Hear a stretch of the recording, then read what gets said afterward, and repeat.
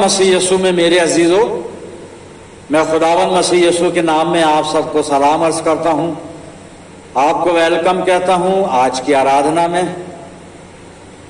हम परमेश्वर का धन्यवाद करते हैं, उसने हम सब की जिंदगियों में ये मौका इनायत फरमाया कि हम इस रूहानी रिफाकत में आज मौजूद हैं।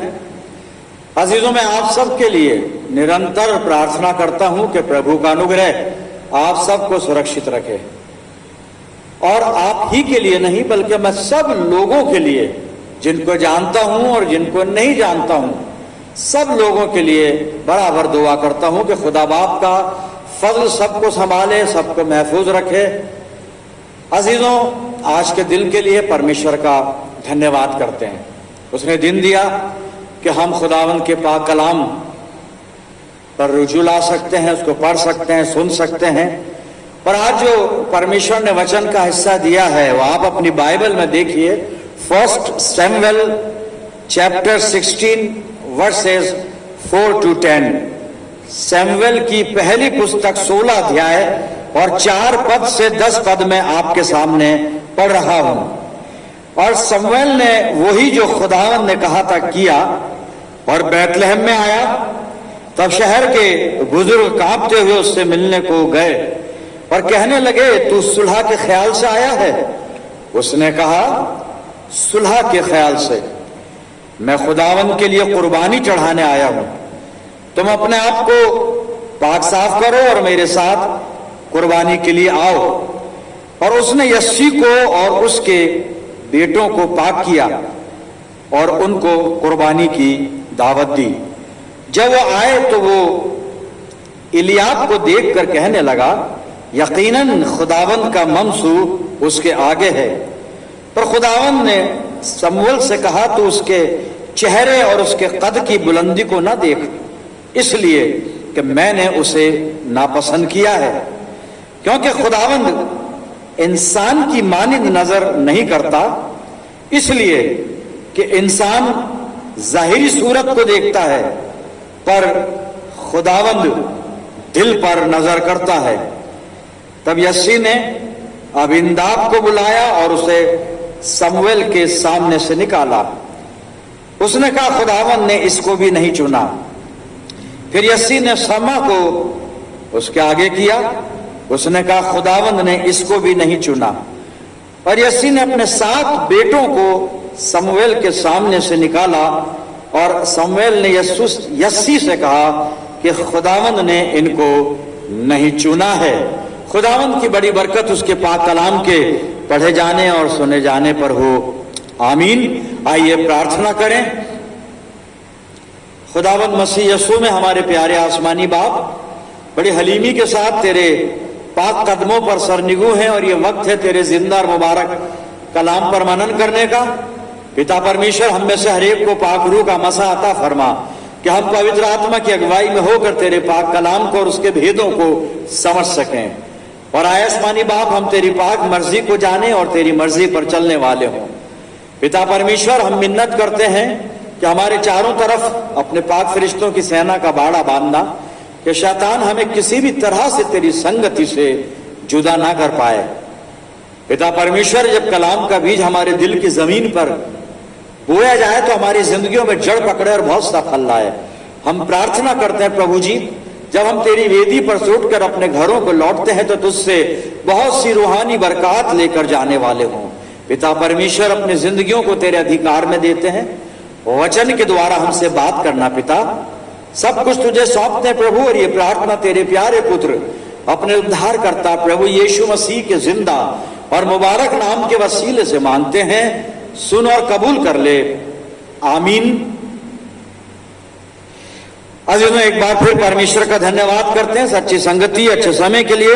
और खुदावंद का पाक कलाम जो अभी पढ़ा गया और आपने इसको सुना, ये आज के लिए है, लेकिन इसकी एक आयत जो मैं रिपीट कर रहा हूं उस पर हम बातचीत करेंगे।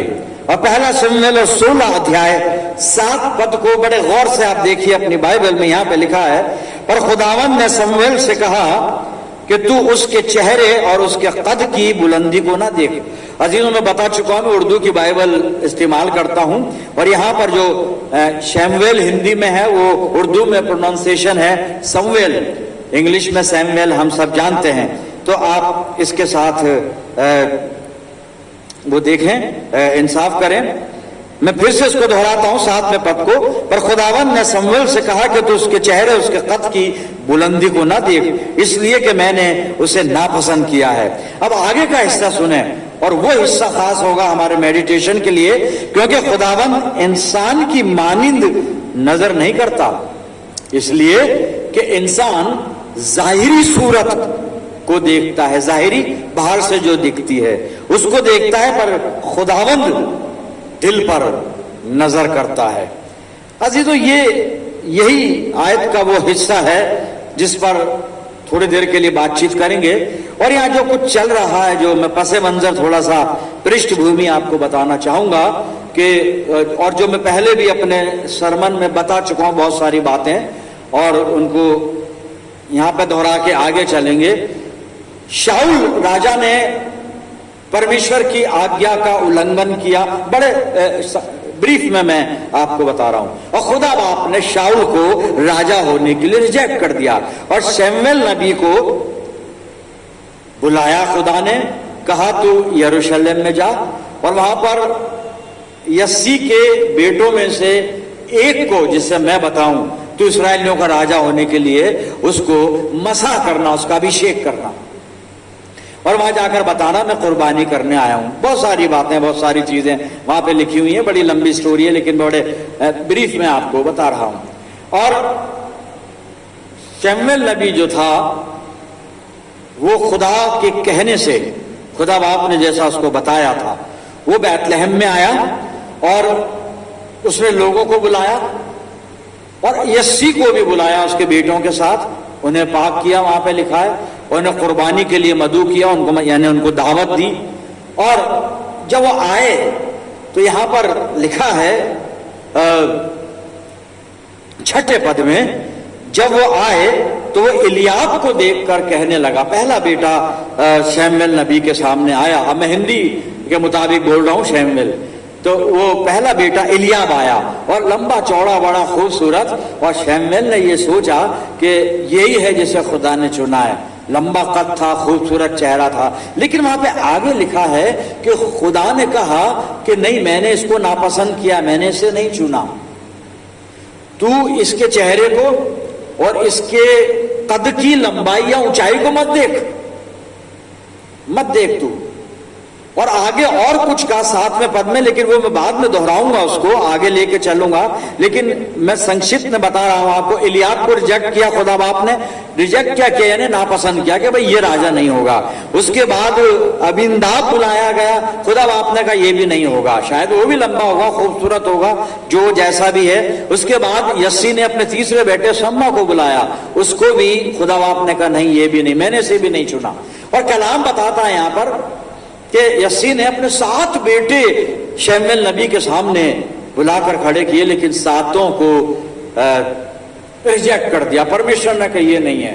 और तब जब आप आगे 10 पद से आगे पढ़ेंगे, जो मैंने नहीं पढ़ा लेकिन आप आगे पढ़िएगा, और ये पहले बात भी हो चुकी है, हम जानते हैं। और तब शमूएल बड़ा हैरान हुआ, उसने यस्सी से कहा भाई तेरे 7 बेटे खुदा बाप ने नापसंद कर दिए, क्या तेरे कोई और बेटा भी है क्या कोई?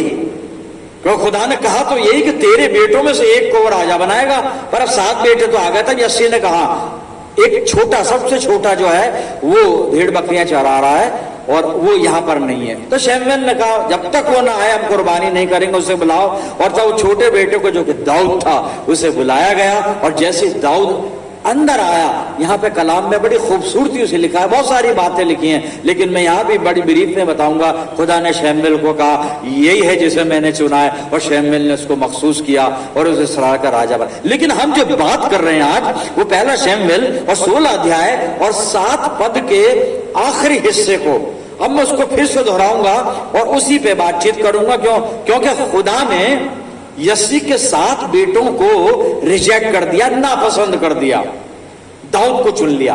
वजह क्या थी उसकी, क्या वजह थी? और वो 7 पद को आप फिर से देखें, और 7 पद का एक हिस्सा जो मैं पढ़ रहा हूं बस उसी पे बात करेंगे हम, उसको पूरा बातचीत नहीं करेंगे, लेकिन 7 पद का जो दूसरा हिस्सा है वहां पे लिखा है, लेकिन मैं आपकी आसानी के लिए 7 पद को पूरा पढ़ूंगा क्योंकि वो समझ में नहीं आएगा। 7 पद को सुनिए। पर खुदावन ने सैमुएल से कहा कि तू उसके चेहरे और उसके कद की बुलंदी को ना देख, ये एलियाब के लिए कहा जा रहा है, ना देख इसलिए कि मैंने उसे नापसंद किया है। अब आगे का हिस्सा सुने और उसी पर बातचीत होगी। बस आगे का हिस्सा है, क्योंकि खुदावन यानी खुदा बाप, क्योंकि खुदावन इंसान की मानिंद नजर नहीं करता। अब यह है पते की बात जिस पर हम गौर करेंगे। खुदा कह रहा है शमूएल नबी से कि क्योंकि खुदावन इंसान की मानिंद नजर नहीं करता। भाई क्या फर्क है इंसान की नजर और खुदा की नजर में? अब वो आगे लिखा है, क्योंकि खुदावन इंसान की मानिंद नजर नहीं करता। बस यही आयत का हिस्सा है जिस पे मेडिटेशन होगा आज।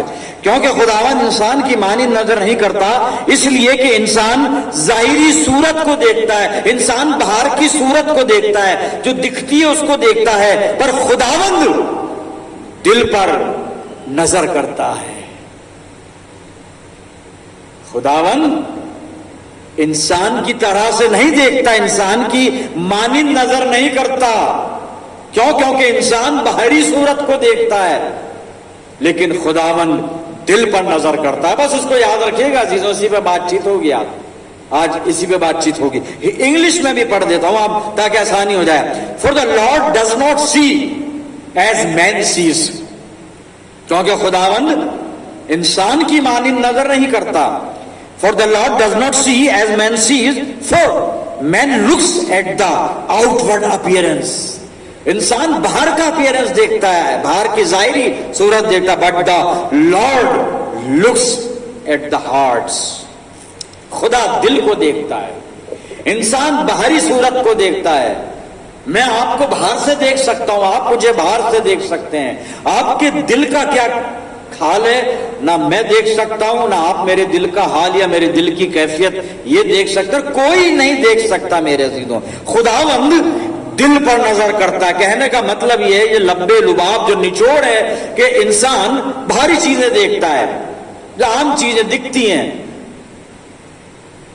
लेकिन खुदा जो है, खुदा बाप, वो इंसान के दिल पर नजर करता है मेरे अजीजों। खुदावंद दिल पर नजर करता है। मेरी शक्ल कैसी है, मेरा कद कैसा है, हाथ पैर कैसे हैं, रंग रूप कैसा है, ये खुदा नहीं देखता। मेरा दिल कैसा है, खुदा दिल पर नजर करता है मेरे अजीजों। और दिल के बारे में यिर्मयाह कुछ कह रहा है। मैं यिर्मयाह और 17 अध्याय और उसके 9 पद को आपके सामने पढ़ दूं, फिर आगे चलते हैं।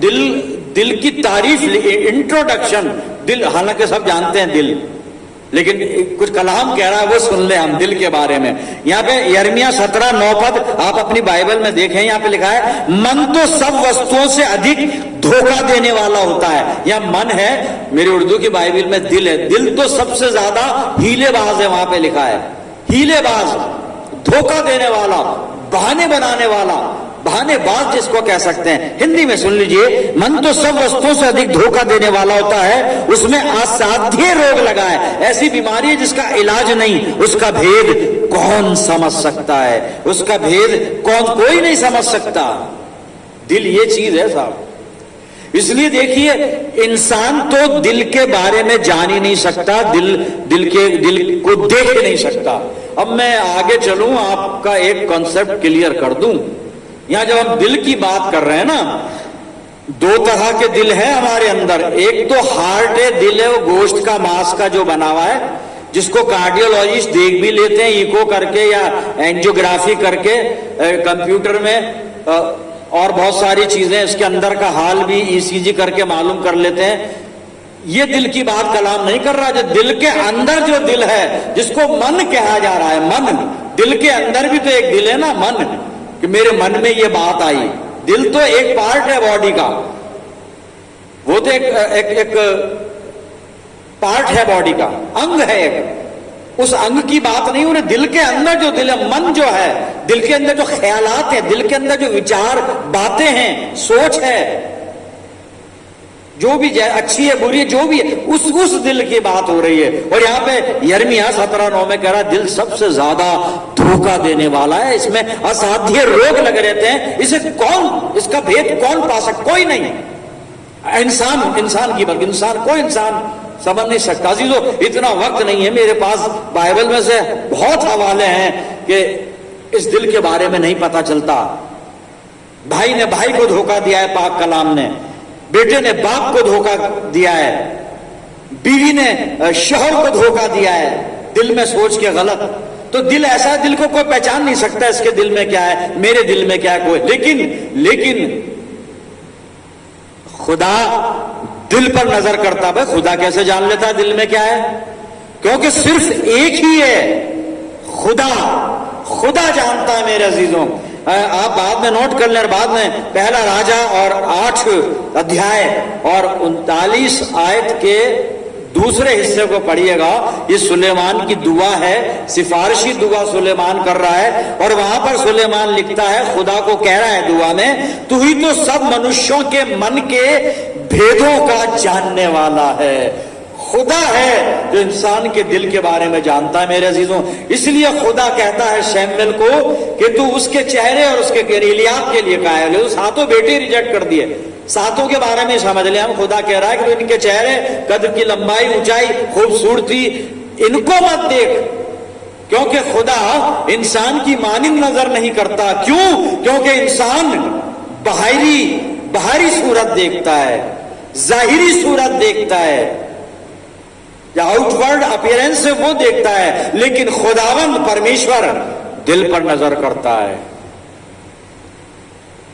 अब हम समझ गए कि खुदा दिल पर नजर करता है और खुदा दिल को भी देख लेता है, खुदा दिल का हाल भी जान लेता है, दिल में क्या चल रहा है मेरे खुदा ये भी जान लेता है। तो अब मैं अपने आप को यहां से जांचना शुरू करूं, टटोलना शुरू करूं। मैं इबादत में बैठा हूं, खुदा के घर में बैठा हूं, परमेश्वर की संगति में हूं, मैं कैसे दिल के साथ यहां पर उपस्थित हूं, किस प्रकार का दिल हम आराधना में लेकर बैठे हुए हैं, इस दिल की कैफियत क्या है, इसका हाल चाल क्या है, दिल के अंदर है क्या हमारे, अच्छा है बुरा है, क्या है दिल में, किस दिल के साथ हम खुदा बाप के पास आए हैं आराधना में। क्योंकि वो दिल पर नजर करता है और दिल को देखता भी है और जानता भी है। और अभी हमने सुलेमान की मार्फत मालूम भी कर लिया कि सिर्फ खुदा ही है जो मनुष्य के मन के भेदों को जानता है साहब। तो मेरे दिल में क्या है, यानी मेरे मन में क्या है, खुदा देख रहा है। मैं कैसे दिल के साथ यहां पर आया हूं। अजीजों, हिंदी में मन का है, उर्दू में दिल है, लेकिन दिल की बात वो दिल नहीं जो मैंने अभी वजाहत की थी इसकी, कि जो एक ये जो अंग है ना वो नहीं, उसके अंदर जो भी मेरे जज्बात हैं, जो भी ख्यालात हैं, जो भी मैं विचार करता हूं मन में, बात वो है, उससे मतलब है, उससे मुराद है मैं किस दिल के साथ, किस मन के साथ इबादत में बैठा हुआ हूं। अगर मेरा दिल खुदावंद की नजर में ग्रहण योग्य है, अगर वो पसंद कर रहा है इसको, तब तो ठीक है, और अगर नापसंद कर रहा है तो फिर बेकार है मेरा इबादत में बैठना। पिछले इतवार का सरमन अगर आपको याद हो, पास्टर सैमसन ने कहा कि खुदा कहता है यशाया 1 अध्याय में कि मैं तुम्हारी धर्म सभाओं से उकता गया हूं, तुम्हारी इबादत, तुम्हारी दुआ अब मुझे पसंद नहीं आती, मुझे पसंद नहीं आती। तो मेरे इबादत खानों को रोंदने आते हो, दुआ करने थोड़ी ना आते, इबादत करने थोड़ी ना आते, रोंदने आते हो, मुझे खुशी नहीं होती। ये लो साहब, हमने सुना था लास्ट संडे। तो शायद यही बात आगे बढ़ी है, पवित्र आत्मा ने कहा इस बात को और आगे बढ़ाएं कि दिल, क्योंकि खुदा दिल देख रहा है, उसने दिल देख लिया था वहां पर, लास्ट संडे की बात कर रहा हूं, इसलिए कहा इनका दिल सही नहीं है तो इबादत भी सही नहीं। लेकिन आज जब ये बात कलाम ने बिल्कुल क्लियर कर दी है कि परमेश्वर दिल पर नजर करता है, मैं किस दिल के साथ यहां पर सबसे पहले कलाम ने 3 तरह के दिल बताए जिनको खुदा नापसंद करता है, और जल्दी जल्दी मैं उनके बारे में पढ़ देता हूं मेरे अजीजों आपसे। 3 तरह के दिल हैं जो रद्द किए में नापसंद, खुदा इनको पसंद नहीं करता। हिजकियेल नबी की पुस्तक आप निकाल लें और ये तीनों इसी पुस्तक में मिलेंगे, हिजकियेल। और मैं 14 अध्याय निकाल रहा हूं, हिजकीएल का 14 अध्याय, हिजकीएल नबी की पुस्तक 14 और 3 से 5 पद सुन लीजिए। हे मनुष्य के संतान, इन पुरुषों ने तो अपनी मूर्तें अपने मन में स्थापित की और अपने अधर्म की ठोकर अपने सामने रखी है, फिर क्या वो मुझसे कुछ भी पूछने पाएंगे? इसलिए तो उनसे कहे, प्रभु यहोवा यूं कहता है, इस्राएल के घराने में जो कोई अपनी मूर्तें अपने मन में स्थापित करके और अपने अधर्म की ठोकर अपने सामने रखकर भविष्यवक्ता के पास आए, उसको मैं यहोवा उसकी बहुत सी मूर्तों के अनुसार ही उत्तर दूंगा, जिससे इस्राएल का घराना जो अपनी मूर्तों के द्वारा मुझे त्याग कर दूर हो गया है, उन्हें मैं उन्हीं के मन के द्वारा फंसाऊंगा। ये वो लोग हैं जिन्होंने अपने मनों में अपने बुत रख लिए, अपनी मूर्तें रख लिए मेरे, और खुदा ऐसे दिलों को नापसंद करता है। अब ये मूर्तें क्या हैं, ये बुत क्या हैं जो दिल में रखे हुए? इस्राएलियों ने कई बुत रख लिए थे। अब उनकी बात नहीं कर रहे हैं, हम तो अपनी बात कर रहे हैं ना। खुदा हमारे दिलों को देख रहा है, लेकिन कलाम कहता है कि साहब हमारे मन के अंदर भी तो बुत हैं, वो मूर्तें हैं। कौन सी मूर्तें हैं पास्टर? कोई बुत नहीं है, कोई हमारे अंदर कोई ऐसा कुछ भी नहीं साहब। हमारे मनों में कई बुत होते हैं, कई मूर्तें होती हैं जो हम रख लेते हैं। बुत, किसी ने पैसे को बुत बनाकर रखा हुआ है दिल में, वो इसका खुदा है, वो उसी की इबादत करता है। पैसा, धन। किसी ने अपने इल्म को, ज्ञान है साहब, उसके बाद अपने इल्म को वो अपना खुदा समझता है कि मैं इतना आलिम हूं, इतना ज्ञानवान हूं, और उसने दिल में अपने इल्म को बसा लिया है। ये भी बुत है, ये भी एक मूर्ति है। फिर अपना पेशा, अगर हमारा प्रोफेशन कुछ ऐसा है, थोड़ा सा बड़ा हो सकता है, थोड़ा सा अच्छा हो सकता है, वो हमारा बुत बन जाता है। हम अपने उसके ऊपर फख्र करने लगते हैं, मैं इतना बड़ा आदमी हूं, मैं ऐसा हूं, मैं वैसा हूं। ये भी तो एक बुत है। हुनर, कोई टैलेंट, कोई स्किल, हम उसके ऊपर फख्र करते हैं, ये भी एक बुत है। ऐसे बुत अगर दिल में हैं तो खुदा पसंद नहीं करता मेरे जीनों। कोई इज्जत से बहुत प्यार करता है, अरे उसने मुझे ऐसा कह दिया और मुझको बड़ा फील हुआ, मैं तो अब चर्च जाना छोड़ दूंगा, पास्टर ने ऐसा बोल दिया, अब मैं नहीं जाऊंगा, चर्च चेंज कर लूंगा। लो साहब, क्या हुआ कि नहीं, उन्होंने हमारी बेइज्जती की। अरे भाई, इज्जत, ये मूर्त मत रखो इज्जत वाली, ये बुत मत रखो। अगर आप अपने आप में अच्छे हैं, कंफर्टेबल हैं, कोई आपको कुछ नहीं कहेगा, कोई आपकी बेइज्जती नहीं कर सकता, कोई नहीं कर सकता। लेकिन हम इज्जत को बुत बना लेते हैं, मूर्त बना लेते हैं और अंदर रख लेते हैं कोई मर्तबा, अपना मर्तबा, पोस्ट क्या है, मेरा पद क्या है, मैं इतना बड़ा ऑफिसर हूं, इतना बड़ा ऑफिसर हूं मैं। ये भी मूर्त है साहब। हमारे मन में कोई ना कोई मूर्त बसी होती है, चाहे कुछ भी। अभी मैंने इतनी सारी लिस्ट आपके सामने रख दी, आप टटोले अपने मन को। अगर इसमें से एक भी मूर्त, एक भी बुत आपके मन में, आपके दिल में है, खुदा आपके दिल को नापसंद करता है। दूसरी चीज इसी पुस्तक में से हिजकीएल, और मैं 28 अध्याय में से और 17 पद पढ़ूंगा, सुनिए। सुंदरता के कारण तेरा मन फूल उठा था और वैभव के कारण तेरी बुद्धि बिगड़ गई थी। मैंने तुझे भूमि पर पटक दिया और राजाओं के सामने तुझे रखा कि वो तुझको देखें। और मेरे अजीजों, ये इस्राएल के लिए कहा जा रहा है। और यहां पे क्या, कि सुंदरता के कारण तेरा मन जो फूल गया, उर्दू वर्जन में लिखा है तो अपने हुस्न पर गुरूर करने लगी। खुदा बाप ने उसको खूबसूरती दी थी, खुदा बाप ने वैभव दिया था, और अपनी सुंदरता, उस वैभव के कारण ये कौम, इस्राएल कौम, घमंड से भर गई, फूल उठी, उसका मन फूल गया। ऐसा मन जो अपनी किसी चीज पर फूल जाए, गर्व करने लगे, घमंड करने लगे, खुदावंद इसको भी नापसंद करता है। अपने दिल को जांचे, टटोले, कहीं ये वाली बीमारी तो हमारे दिल में नहीं है। पहली देखी, दूसरी देखी, एक और चीज होती है जिसको खुदावंद नापसंद करता है। हिजकीएल में से मैं 16 अध्याय और 30 पद पढ़ रहा हूं, आप अपनी बाइबल में देखिएगा।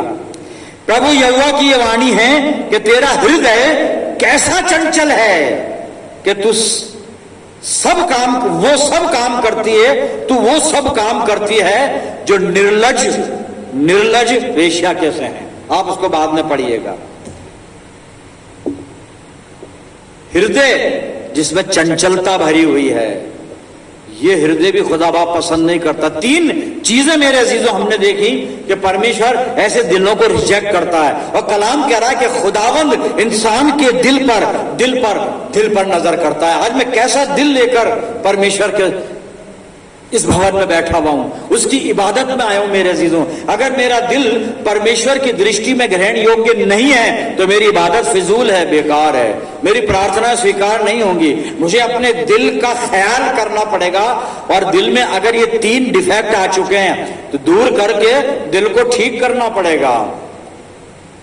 आप सोचेंगे दिल को ठीक कैसे करें, किसी कार्डियोलॉजिस्ट के पास आने की जरूरत नहीं है, वो तो उस दिल का इलाज करते हैं जो पार्ट है बॉडी का, हम उसकी बात ही नहीं कर रहे हैं। हम तो उस दिल के अंदर जो दिल है जिसे सिर्फ खुदा देख सकता है, उसकी बात कर रहे हैं। तो तीन तरह के वो दिल कलाम में से देखे जिन्हें खुदा नापसंद करता है, रद्द करता है, रिजेक्ट करता है। अजीजों, अब तीन तरह के दिल ऐसे भी हैं जिन्हें खुदा बहुत पसंद करता है। तो हम कंपेयर कर सकते हैं कि हमारे पास वो पहले के तीन तरह वाले दिल हैं, या अब जो कलाम बताएगा हमें वैसे दिल है। कौन सा दिल है? क्योंकि खुदा, बात वहीं आती है, खुदावंद दिल पे नजर करता है। मैं किस दिल के साथ आराधना में आया हूं, किस दिल को लेके बैठा हूं, मेरे दिल की कैफियत क्या है, क्या हाल है मेरे दिल का। तो जी वो दिल जिन्हें खुदा बाप पसंद करता है, आइए कलाम में से ही अपन देखकर भजन संहिता 34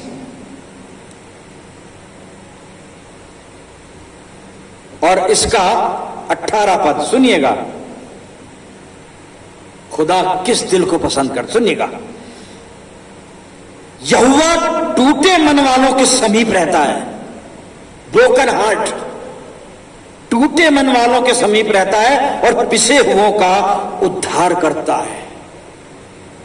ब्रोकन हार्ट, मेरा दिल कैसा है? क्योंकि ब्रोकन हार्ट बहुत जरूरी है प्रियजनों, बहुत जरूरी है ब्रोकन हार्ट खुदा के पास जाने के लिए, खुदा की नजर में खुद को ग्रहण करवाने के लिए, उसकी नजर में मकबूल ठहरने के लिए। ब्रोकन हार्ट, टूटा मन, उर्दू में है शिकस्ता दिल। क्योंकि योएल नबी ने योएल 2 अध्याय और 12-13 पद में जो तौबा का तरीका बताया ना, जब आप उसको बाद में पढ़िएगा, नोट कर लें, तो वहां पे वो यही कंक्लूडिंग पार्ट कहता है, अपने वस्त्रों को नहीं, अपने मन ही को फाड़कर यहोवा की ओर फिरो। वही बात है, शिकस्ता दिल, ब्रोकन हार्ट, टूटा मन मेरा। क्या हमारा मन टूटा है प्रभु यीशु मसीह के लिए? और जो दुनिया में ठोकरें मारती है जब दिल टूटता है, उस दिल की बात नहीं है। हम जाते क्यों है दुनिया के पास, इतना क्यों जाते हैं हम?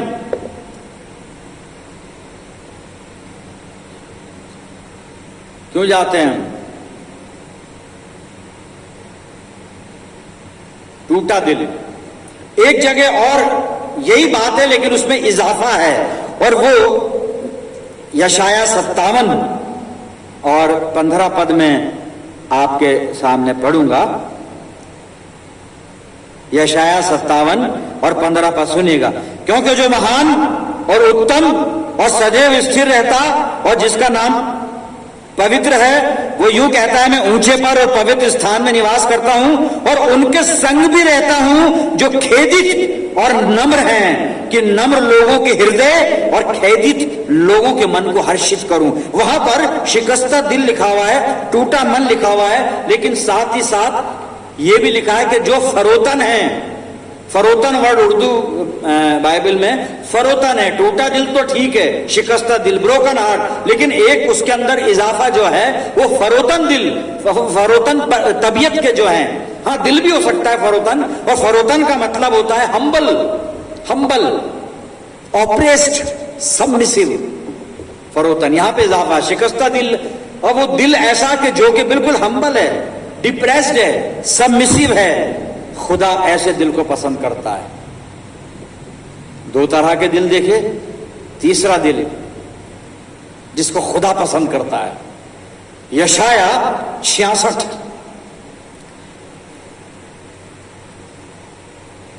और 2 पद सुनिएगा, बड़ी खूबसूरत आयत लगी मुझे। यहोवा की वाणी है, ये सब वस्तुएं मेरे हाथ की बनाई हुई हैं, इसलिए ये सब मेरी हैं, परंतु मैं उसी की ओर दृष्टि करूंगा, परंतु मैं उसी की ओर दृष्टि करूंगा जो दीन और खेदित मन का हो। वो तो अपन देख चुके हैं, लेकिन तीसरी चीज क्या है? दीन और खेदित मन का हो और मेरा वचन सुनकर थरथराता हो, जो मेरा कलाम सुनकर कांप जाता हो। क्या मैं परमेश्वर का वचन सुनकर मेरे हृदय पे चोट लगती है? मेरे अजीजों, जब हम प्रेरितों के कार्य में पेंटिकोस्ट के बाद पतरस के पहले सरमन पे नजर डालते हैं जो यरूशलेम में उसने दिया था, और जिसके सरमन के बाद कम से कम 3000 लोगों ने बैप्टिज्म लिया था, लगभग 3000 लोगों ने। वहां पे लिखा है वो सरमन सुन के, वचन सुन के, कलाम सुन के, प्रभु यीशु मसीह के बारे में सुनकर लोगों के मनों पर चोट लगी। चोट, अगर चोट नहीं लगती उसका वचन सुन के आपके दिल पर, आपका दिल कभी खुदा की नजर में मकबूल नहीं होगा। परमेश्वर कह रहा है मैं उसके साथ रहता हूं, उसके संग रहता हूं, उस पर नजर करता हूं, उसकी खबरगिरी करता हूं, उससे हमदर्दी रखता हूं। जिसका दिल मेरा कलाम सुनकर कांप जाता है, थरथराता है। क्यों थरथराता है? क्योंकि ये कलाम बात करता है मेरे अजीजों, ये कलाम हमको संभालता है, ये कलाम हमें तसल्ली देता है, ये कलाम हमें सहारा देता है, ये कलाम हमें हिम्मत देता है। इसलिए अजीजों, कलाम ने हमें बता दिया नेगेटिव दिल कौन से हैं, पॉजिटिव दिल कौन से हैं, खुदा किस दिल को पसंद करता है, किस दिल को नापसंद करता है। अब हम अच्छी तरह अपने आप को टटोल लें कि कैसे दिल के साथ हम यहां बैठे हैं इबादत में, कैसा हृदय लेकर हम परमेश्वर के पास आते हैं या आए हैं। देखें, बात करें परमेश्वर से। आपको नहीं मालूम आपका दिल कैसा, खुदा बताएगा। खुदा से बात करिए। और बात क्या करनी है? भजन संहिता 62 खोलें आप और इसका 8 पद सुनिएगा। यहां पे दाऊद क्या कहता है? हे लोगों, हे लोगों, हर समय उस पर भरोसा रखो और उससे अपने अपने मन की बातें खोल कर कहो। जैसा आपका दिल है आप उससे बात करिए। खराब दुआ कीजिए, प्रभु मेरे मन को जांच। यही दाऊद भजन संहिता 26 में कहता है कि परमेश्वर मेरे मन को जांच। हम दुआ कर सकते हैं ना। यहां पर कह रहा है दाऊद, अपने दिल का हाल खोल दो उसके सामने, खोल कर बता दीजिए।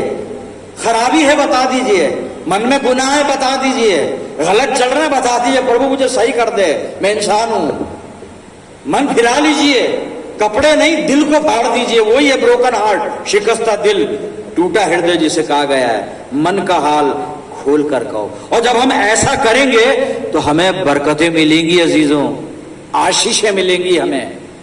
और वो आशीषें क्या है? आखिरी हवाला और फिर उसके बाद कंक्लूड करेंगे। भजन संहिता 91 साम 91 और 14 आयत से मैं पढ़ रहा हूं, आखिर तक पढ़ूंगा, सुनिए। अब यहां पे लिखा 14 पद में, उसने जो मुझसे स्नेह किया है इसलिए मैं उसको छुड़ाऊंगा। ये हिंदी वर्जन है, लेकिन आप उर्दू में पढ़ते हैं, मेरी उर्दू की बाइबल में लिखा है, उसने जो मुझसे दिल लगाया है। दिल लगाने की बात है यहाँ। हमारा दिल अगर दुनिया के साथ लगा हुआ है, दुनिया की चीजों पे लगा है, संसारिक अभिलाषाओं पे लगा है, तो फिर हम परमेश्वर के नहीं हो सकते। और हमारा हृदय भी उसकी दृष्टि में ग्रहण योग्य नहीं है, किसी काम का नहीं है। दिल तो लगाना पड़ेगा, और वो भी खुदा बाप से। और जहां जहां दिल लगाते फिरते हैं ना हम, यहां से सिर्फ धोखा मिलेगा, चोटें मिलेगी अजीजों, कुछ नहीं मिलेगा, कुछ नहीं मिलेगा। सही जगह दिल लगाना है तो यहां लगाइए जो खुदा बाप कह रहा है, साम 91 एंड वर्स 14, उसने जो मुझसे स्नेह किया है। फिर दोहरा रहा हूं मैं, उर्दू वर्जन में लिखा है, उसने जो मुझसे दिल लगाया है। दिल लगा लीजिए खुदा बाप से, और आशीष क्या मिलने वाली है आइए बाइबल खुद बताएगी। उसने जो मुझसे स्नेह किया है इसलिए मैं उसको छुड़ाऊंगा, मैं उसको ऊंचे स्थान पर रखूंगा, क्योंकि उसने मेरे नाम को जान लिया है। इतनी आशीषें और आगे भी है, देखिए 15 पद, जब वो मुझको पुकारे तब मैं उसकी सुनूंगा। आपकी प्रार्थना सुनी जाएगी। खुदा खुद कह रहा है, संकट में उसके संग रहूंगा, उसको बचाकर उसकी महिमा बढ़ाऊंगा, मैं उसको दीर्घायु से तृप्त करूंगा और अपने किए हुए उद्धार का दर्शन उसे कराऊंगा। इतनी आशीष है मेरे अजीजों, इतनी बरकतें खुदा बाप देने जा रहा है। लेकिन एक जरूरत है, एक बात है, एक कंडीशन है, दिल खुदा से लगाना पड़ेगा। और इसलिए कि खुदावंद दिल पर नजर करता है। मुझे कितनी आयतें याद हैं ये नहीं, मैं कैसा व्यक्ति हूं ये नहीं, कैसा सरमन देता हूं ये नहीं, बात तो दिल की आ रही है यहां पर। कैसा ज्ञान रखता हूं, बाइबल की कितनी नॉलेज है, नथिंग, कुछ नहीं। बाइबल की नॉलेज बहुत लोगों को है साहब, और सबसे ज्यादा तो शैतान को है। शैतान को नॉलेज पूरी है। कोई डाउट हो तो बाद में मुझे फोन करके आप बात कर सकते हैं, हवाले बताऊंगा बाइबल में से ही सिद्ध करके। बहुत नॉलेज है उसको, लेकिन नॉलेज को खुदा तो दिल देख रहा है। और दिल, फिर लास्ट में परमेश्वर कह रहा है कि तूने जो मुझसे दिल लगाया है, या उसने जो मुझसे दिल लगाया है, या मेरे बंदे ने जो मुझसे दिल लगाया है, मेरे विश्वासी, मेरे फॉलोवर ने जो मुझसे दिल लगाया है, मुझसे दिल लगाया है, तो मैं इतनी सारी आशीषें उसको देने जा रहा हूं। अभी पढ़ा 91 साम में से, आपने भी सुना। मेरे अजीजों, इतनी बरकतें खुदा बाप आपको इसी समय देगा, अभी देगा। सिर्फ दिल वहां लगाना है। जो दिल इधर लगाए, उधर लगाए, वहां लगाए, यहां लगाए, वहां लगाए, बैठे यहां है, सोच वहां की रहे, सोच कल की रहे, सोच परसों की रहे, वो नहीं, दिल तो वहीं लगाना पड़ेगा। खुदा करे कि हमारा दिल परमेश्वर से जुड़ जाए, खुदा बाप से लग जाए। आइए दुआ करें। खुदावंद मसीह यीशु में प्यारे आसमानी बाप, धन्यवाद करते हैं प्रभु जी, आज तूने ये राज हम पे जाहिर किया, प्रकट किया कि हमारा परमेश्वर हमारे बाहरी रूप को नहीं देखता, हमारे चेहरे को, शक्ल को नहीं देखता, हमारे कद की लंबाई, चौड़ाई, ऊंचाई को नहीं देखता, हमारे ज्ञान को नहीं देखता, हमारे हुनर को नहीं देखता, टैलेंट, स्किल, कुछ नहीं, केवल हमारे हृदय को देखता है, हमारे दिल को देखता है। परमपिता परमेश्वर, होने दे कि हमारा दिल वो दिल हो जिसे तू पसंद करता है, अर्थात दीन और नम्र हृदय हो। और खुदा बाप ये दिल हमारे प्रभु यीशु मसीह से लगा हुआ हो, हमारे परमेश्वर से लगा हुआ हो। होने दे प्रभु, हम तुझसे दिल लगाना अभी से शुरू कर दे खुदा बाप, क्योंकि तू हमें आशीषें देना चाहता है। परमपिता परमेश्वर, अपने जिंदगियों को तेरे चरणों पे रखते हैं, हमारे हृदयों को कबूल कर ले पिता, और इन्हें अपनी इच्छा के अनुसार पवित्र बना दे। प्रभु जी, मैं दुआ करता हूं जितने मेरे साथ प्रार्थना में जुड़े हुए हैं, इन सब अजीजों पर तेरी शफकत, रहमत और बरकत का साया हमेशा बना रहे। खुदावन, हम सब की जिंदगियों को अपनी मुहाफिजत में रख और हमें अपनी सेवा, महिमा, गवाही के लिए इस्तेमाल फरमा। हम कुल जहान के लिए दुआए खैर मांगते हैं, तेरा फजल सब पर हो प्यारे बाप आसमानी बाप। सारी बातों में अपनी जिंदगियों को तेरे इख्तियार में देते हैं, और ये प्रार्थना तेरे प्यारे पुत्र और अपने उद्धार करता प्रभु यीशु मसीह के जिंदा और मुबारक नाम के वसीले से मांगते हैं, सुन और कबूल कर ले, आमीन। अब हमारे खुदावंद मसीह यीशु का फजल, खुदा बाप की मोहब्बत, पाक रूह की रिफाकत और शिराकत हम सब के साथ, तमाम ईमानदारों के साथ, हमारी सब मंडलियों के साथ अब से लेकर हमेशा तक होती रहे, आमीन।